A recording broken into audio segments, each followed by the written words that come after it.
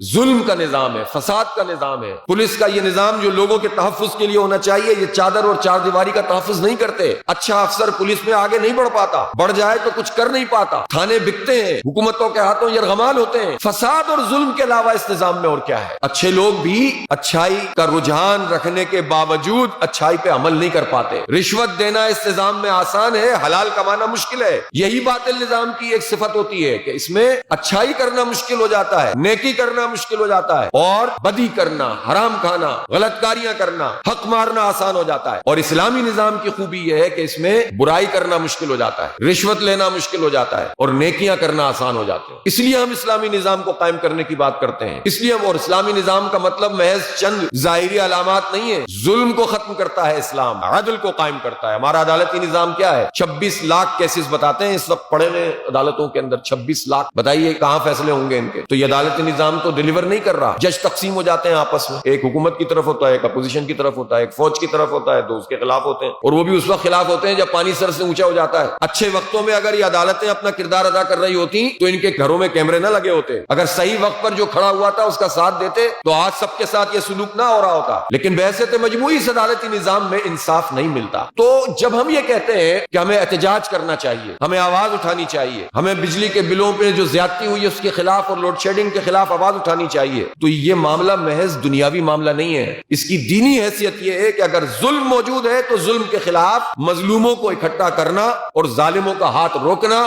یہ ہمارا دینی فریضہ ہے۔ اگر فساد موجود ہے تو اس کے خاتمے کے لیے انسانوں کے اندر اجتماعی شعور پیدا کرنا اور جدوجہد پر آمادہ کرنا ہمارا دینی فریضہ ہے۔ اگر اس ملک میں امریکہ کے کہنے پر فیصلے ہوتے ہوں اور IMF کے کہنے پر بجٹ بنتا ہو اور سود کی معیشت ہو، تو ہمارا اللہ رب العالمین کی وحدانیت کو ماننے کا اور اقرار کرنے کا اس کی معنی کیا ہے؟ کہ ہم اللہ تعالیٰ کو مانتے ہیں مسجد میں تلاوت کرتے ہوئے، نماز پڑھتے ہوئے، روزہ رکھتے ہوئے، کچھ اللہ کے راستے میں خیرات کرتے ہوئے، وہاں تو لا الہ الا اللہ ہے، اللہ کے سوا کوئی الہ نہیں۔ لیکن جب ہم کاروبار کریں گے تو وہ تو اللہ کی مرضی کے مطابق نہیں ہو سکتا، اس لیے کہ جگہ جگہ آپ کو رشوت دینی پڑتی ہے۔ جب رشوت کا نظام قائم ہو تو مولوی صاحب بھی فتویٰ رشوت کا ہی دیتے ہیں۔ مولانا یہاں موجود ہیں، کوئی آدمی آتا ہے اور کہتا ہے کہ مولانا میں کاروبار کرنا چاہتا ہوں اور میرے راستے میں یہ رکاوٹ، یہ رکاوٹ، یہ رکاوٹ، میرا دل نہیں مانتا کہ میں رشوت دوں، تو مولانا کہیں گے استقامت کا مظاہرہ کرو، ڈٹ کر کھڑے ہو جاؤ۔